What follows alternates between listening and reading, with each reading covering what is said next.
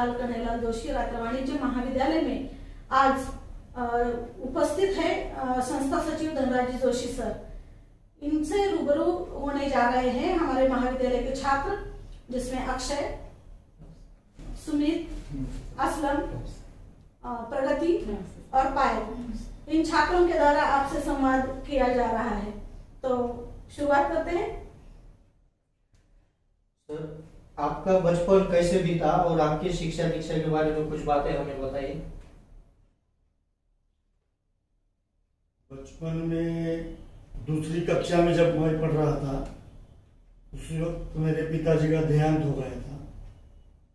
फिर 8वीं कक्षा तक मेरी पढ़ाई यहाँ पे ही हुई है, लेकिन फिर घर के माहौल की वजह से वही सबको फिक्र रहती है कि भाई घर में कोई जवाबदार नहीं है तो बच्चा कहीं बिगड़ न जाए।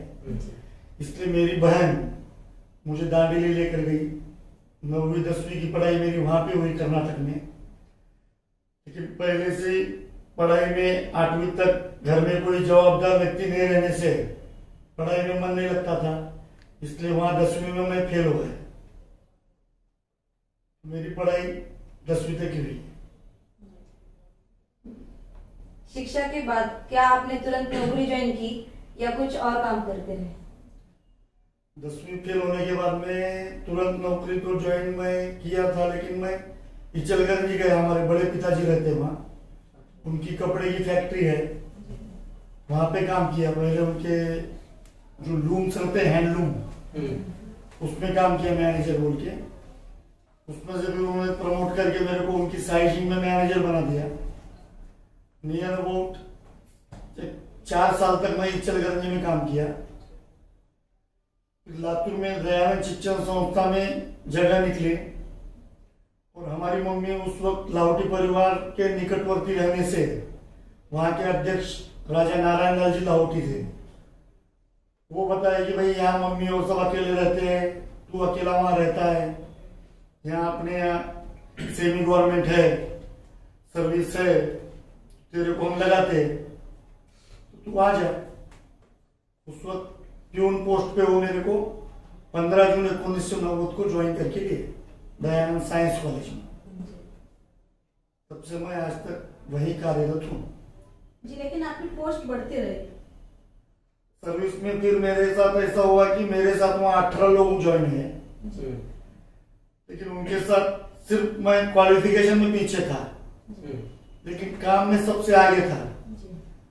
तो वहां के कुछ स्टाफ मेंबर्स जैसे कि प्राध्यापक गोविंद रक, अकाउंटेंट वामन मुरुम्बे, दासराव सूर्यवंशी सर, सुधीर तिवारी, ये सब लोगों ने मेरे को प्रोत्साहन किया कि भाई तू 10वीं नापास रहेगा तो तू जिंदगी भर क्यों नहीं रहेगा, तो तू काम करते करते पढ़ाई क्यों नहीं करता, सिर्फ पढ़ाई के डॉक्यूमेंट की वजह से आज तेरा प्रमोशन नहीं हो सकता। उन्होंने मुझे मोटिवेट करने से मैं बाद में मेरी 10वीं निकाल कर फिर 12वीं करके फिर ग्रेजुएट किया। उस वजह से फिर मैं जूनियर क्लर्क, उससे सीनियर क्लर्क, फिर हेड क्लर्क, और आज पिछले 16 साल से मैं ऑफिस सुपरिटेंडेंट के दयानंद लॉ कॉलेज में कार्यरत हूँ जी। बहुत बढ़िया। आपका ये जो प्रेरणादायी प्रवास है वो बच्चों के लिए प्रेरणा देगा। धन्यवाद सर जी। आपके नौकरी में आए कुछ अनुभव साझा कीजिए। नौकरी करते करते स्टूडेंट से इतना मैं घुल मिल गया। जब मैं जूनियर क्लर्क था, प्यून भी था तब बोलो या अटेंडेंट था तब भी बोलो, बच्चों का कुछ भी काम रहा तो ध्यान देके करना।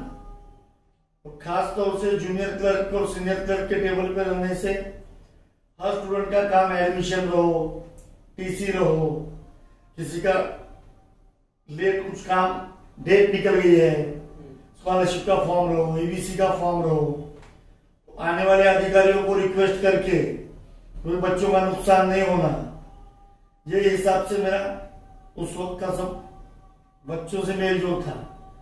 तो तब से आज तक ऐसा हुआ है कि स्टूडेंट बोले कि मेरे को पहले उनको हेल्प करने का मन करता है। संस्था निर्माण करने का आपके मन में कब विचार आया, उसके बारे में हमें थोड़े।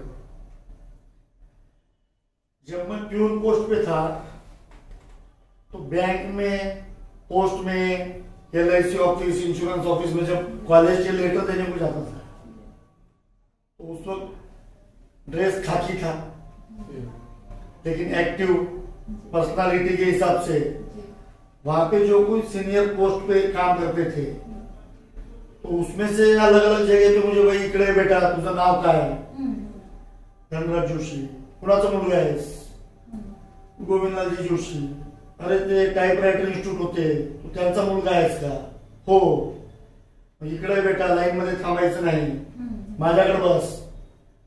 तुझ्या वडिलांनी आम्हाला त्या काळामध्ये फुकट टाईप शिकवली, आमच्याकडे टाईपला पैसे नव्हते आणि त्यांनी आम्हाला मदत केल्यामुळे त्यांच्या त्या सर्टिफिकेटमुळे आज आम्ही सरकारी नोकरी करत आहोत. तर तू आल्यानंतर आमच्याकडे यायचं, आमच्याकडे बसून आमच्या सोबत येऊन काम करून इथून पावती घेऊन जायचं, याच्यानंतर लाईनला थांबायचं नाही.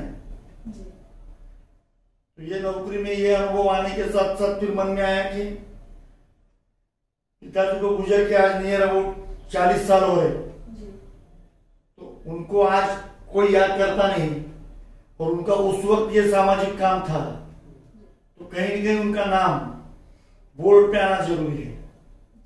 और योगायोग अपनी 30 साल सर्विस दयानंद शिक्षण संस्था में शैक्षणिक क्षेत्र में हो गई है तो वो भी अनुभव कहीं काम आए. वो हिसाब से फिर मन में आया कि पिताजी नाम से कॉलेज खोलेंगे और अपनी माँ ने जो आज तक अपने को मेहनत करके यहाँ तक लाया है तो संस्था का अध्यक्ष पद माँ को देंगे. और जो भीमाशंकर मंदिर है अपने लातूर में, जहाँ पिछले 28 साल से मैं सेवा करता हूँ, जहाँ पे महादेव और विष्णु का वास है, जिसको श्री हरिहर बोलते हैं, तो संस्था को नाम उनका देना है तो उनका भी नाम आ जाएगा. जिन्होंने जन्म दिया वो पिताजी का नाम आ जाएगा. जिन्होंने अपने को पाल पोस कर यहाँ तक पहुंचाने का कष्ट किया है तो माता जी को भी एक अध्यक्ष का स्थान मिल जाएगा. तो ऐसे सब विचार थे, विचार किया कि कॉलेज खोलना है, देखा किया, यूनिवर्सिटी में जान पहचान तो थी, लेकिन विचार जैसे ही किया तो कॉलेज खुलता कहाँ है. फिर उस वक्त गवर्नमेंट के नाम्स आ गए. वो नॉर्म्स में ऐसा था कि 5 एकड़ जगह, कॉलेज की मान्यता मिलो या मत मिलो, लेकिन आपके पास पहले 5 एकड़ जगह चाहिए, लाइब्रेरी में 100-200 किताबें चाहिए, इंफ्रास्ट्रक्चर चाहिए, फर्नीचर चाहिए, सब चीजें पहले चाहिए, फिर प्रस्ताव आपका एक्सेप्ट होगा. तो ये सब तो मेरे पास था नहीं, सिर्फ रिलेशन थे. फिर वापस मैं बोला ये अपने बस की बात नहीं है, फिर देखेंगे. फिर कुछ दिनों बाद में यूनिवर्सिटी के प्रोस्पेक्टिव प्लान में नाइट कॉलेज खोलने का प्रपोजल आया. तब जो साथ में कुछ सहकारी प्रेमी रहते हैं उनमें से एक ने सुझाव दिया कि भाई लाहौटी परिवार के तेरे रिलेशन है, तेरी बात वो टालेंगे नहीं, तो तू उनको रिक्वेस्ट कर. राजस्थान स्कूल लातूर के मध्य भाग में है और यहाँ रात्र कॉलेज अगर खोल दिए और दयानंद कॉलेज का अपना जो आशीर्वाद है तो विद्यार्थी संख्या तो मिल जाएगी, वहां का अनुभव है तो कॉलेज चलाने का कुछ विषय नहीं है. और लाहौटी साहब ने अगर जगह दे दी तो यहाँ पे 3 बजे स्कूल छूटने के बाद अपना कॉलेज चल सकता है. बात उसकी बराबर ध्यान में बैठने के बाद मैंने अभी के जो दयानंद शिक्षण संस्था के अध्यक्ष है राजा लक्ष्मी रमन जी लाहौटी, मैंने उनसे विनंती की कि ऐसा ऐसा है. पहला उनका प्रश्न था कि कॉलेज खोलने का क्या दिमाग में है. मैंने बोला काका जी जैसे अपने सब जगह लाहौटी के बोर्ड है तो मेरी भी इच्छा है कि एक मेरे पापा के नाम का जोशी का बोर्ड लगाऊं और वहां के अध्यक्ष मेरी मम्मी को बनाऊं. दूसरा उनका प्रश्न था कि तेरे को पड़तल खाएगा क्या, कॉलेज चलाना उतना इजी नहीं है. मैं बोला पड़तल तो नहीं खाएगा, फिर भी ये मैंने ऐसा ऐसा कुछ रफ हिसाब निकाला है कि आप देखो विद्यार्थी संख्या रही तो इतना इतना जरूरी है, उतना खर्चा निकलेगा. फिर जब पिताजी का नाम लगाना है और मम्मी को कुछ करवाना है फिर आगे जो कुछ लगेगा वो जेब से डालने की तैयारी रखना पड़ेगा. और जब इतना बड़ा मेरा सपना पूरा हो रहा है तो उसके लिए मैं पीछे नहीं सकूंगा। तो बोले 2 दिन रुक जा। उस वक्त इनके स्कूल के अध्यक्ष स्वर्गीय मुरली शेट्टी नानी जी थे। उनसे बात करके फिर 2 दिन बाद उनका फोन आया कि तू प्रपोजल बना, मेरी बात हो गई है और जहां साइन वगैरह होना है। उन्होंने फिर मुझे सब जगह का रजिस्टर डॉक्यूमेंट, यहाँ का फर्नीचर, लाइट, पानी, जो जब जरूरत है वो वापरने के लिए परवानगी दी। बहुत बढ़िया। उसी की वजह से आज कॉलेज चल रहा है। जी जी। आज 10 साल पूरे हो गए कॉलेज को। अपने माता पिता के नाम के लिए आपने इतना कुछ किया, तो ये भी छात्रों के लिए आदर्श के तौर पर आज जो हम परिवेश में देख रहे हैं कि बच्चे किसी अन्य विषय में ज्यादा जा रहे हैं, तो ये प्रेरक रह सकता है। जी। अभी आप संस्था चालक प्रवर्ग के अंतर्गत सीनेट सदस्य के रूप में चुनाव जीत चुके हैं। आपका हार्दिक अभिनंदन। धन्यवाद। तो आपका अनुभव कैसा रहा? सीनेट के इलेक्शन का अनुभव ये मेरे लाइफ का बहुत बड़ा अनुभव है। ये मेरे जैसे सामान्य आदमी के बस की बात नहीं है। ये तो माँ का आशीर्वाद, जो भोले बाबा का मैं नाम लेता हूं, उनका आशीर्वाद। और आज तक जिन किसी को भी मैंने सहकार्य किया है, चाहे स्टूडेंट रहो या कोई स्टाफ मेंबर रहो या कोई प्रेमी रहो या कोई दोस्त रहो, उन सबका आशीर्वाद। नहीं तो ये इलेक्शन में बड़े बड़े रति महारथी, जो बहुत बड़े अनुभवी, बहुत बड़े सीनियर, जिनके संस्था के अंतर्गत 5-5, 10-10 कॉलेजेस है, सब अनुदानित है। अपनी संस्था 10 साल बोले तो कुछ बहुत बड़ा पीरियड भी हुआ नहीं है और परमानेंट नॉन ग्रांट है। तो सिर्फ न सिर्फ अपने रिलेशन पे, अपने काम के और सबके, जिनके भी मैं निकटवर्ती रहा हूं, उन सबके आशीर्वाद से, सहकार्य से, इसमें सबसे बड़ा सहयोग विद्यापीठ का कुछ मेरा निकटवर्ती स्टाफ है, कुछ मेरे सहकारी है, खासतौर से लक्ष्मी रमन जी लाहौटी है, शैलेश भैया लाहौटी है, और जिस पैनल के नीचे मैं ठहरा, विद्यापीठ विकास मंच, उसके वजह से आज भाजपा के खासदार चिखलीकर साहब, जिंतूर के आमदार मेघनाथाई बोर्डीकर, अपने लातूर के आमदार रमेश अप्पा खराड़ साहब, संभाजी भैया पाटिल नीलंगेकर के भाई अरविंद भैया नीलंगेकर पाटिल, इन सबका सहकार्य मिला। लेकिन अगर अनुभव की बात है तो मेरे जैसे आदमी का ये इलेक्शन में जीत के आना संभव ही नहीं, सोच के बाहर की बात थी। योगायोग सबकी कृपा से चुन के आ गया, ये बहुत बड़ी बात है। जी, ये दशक पूर्ति महोत्सव हम इस साल महाविद्यालय का मना रहे हैं और आप सीनेट सदस्य के रूप में चुनकर आए हैं, तो ये बड़ा सहयोग लगता है आपको?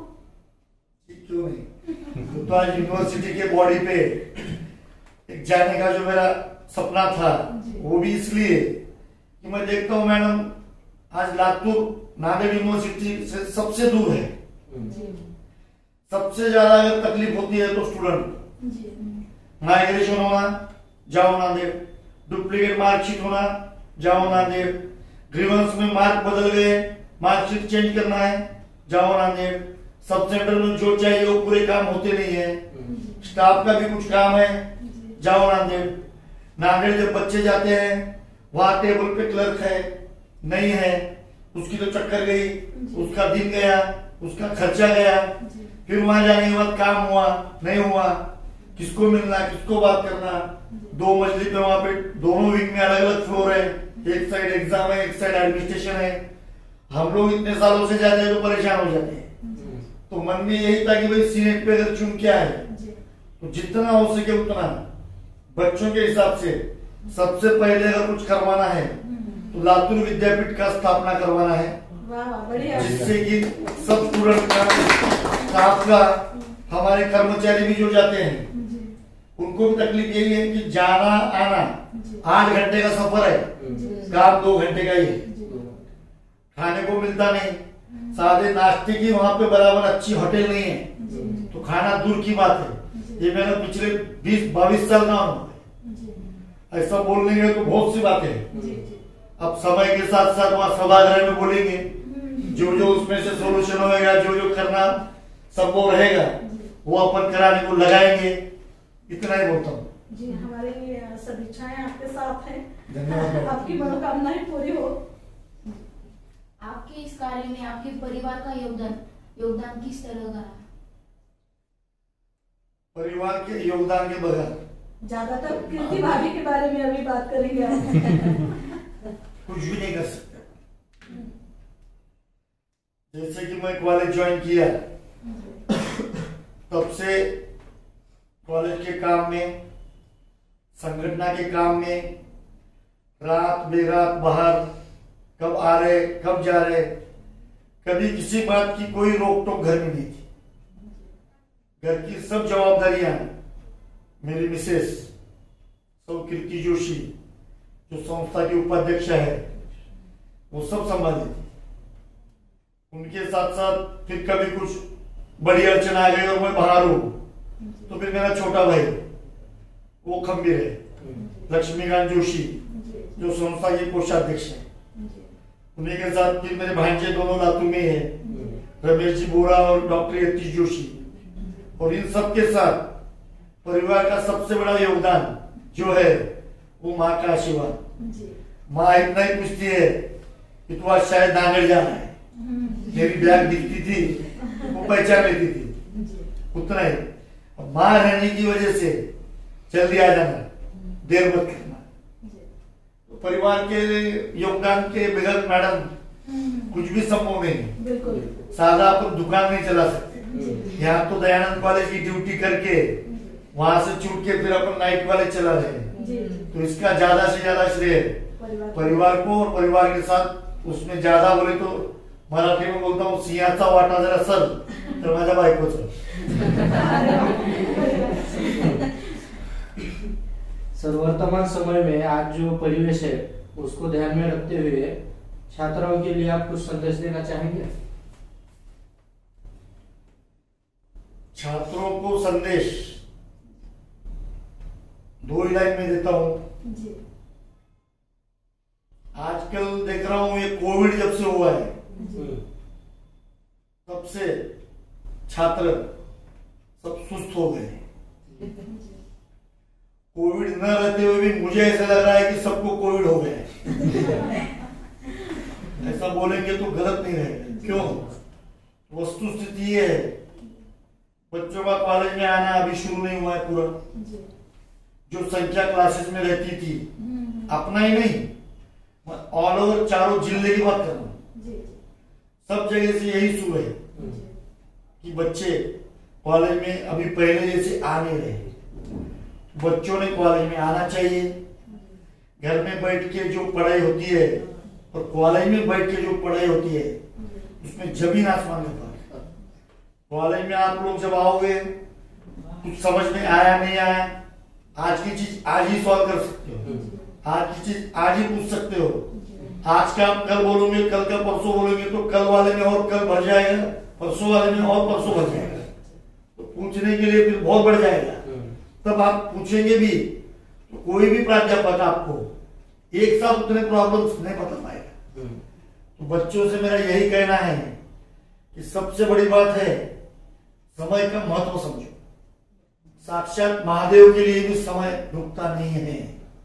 अपन तो इंसान है, समय पे जो चीज करना है वो समय पे ही करोगे तो मजे में रहोगे। मैं ये नहीं बोलूंगा कि बच्चे कॉमर्स में आना, लॉ में आना, साइंस में आना, आर्ट्स में आना, वो अपनी अपनी पसंद है। जिसको जिस क्षेत्र में पढ़ाई करना है वो करे, कॉलेज अटेंड करना शुरू करे वापस।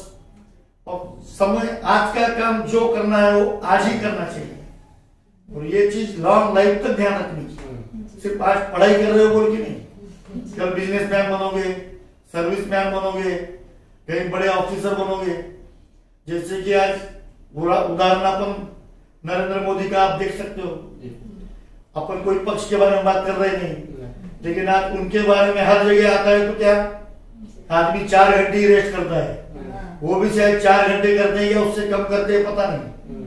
जब जगह जब वो अलर्ट है जब देखे जब ये करूं वो करूं, ठीक है, 4 डिसीजन सही होंगे, 4 डिसीजन गलत होंगे, वो अपना विषय नहीं है।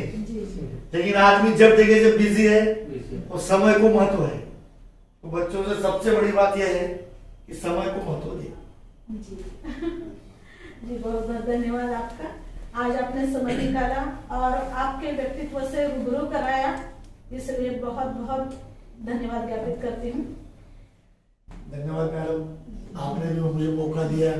आज आपकी वजह से मैं मेरे मन की कुछ बातें आपके सामने बोलने से 4 लोगों को इस माध्यम से पता चलेगा। धन्यवाद।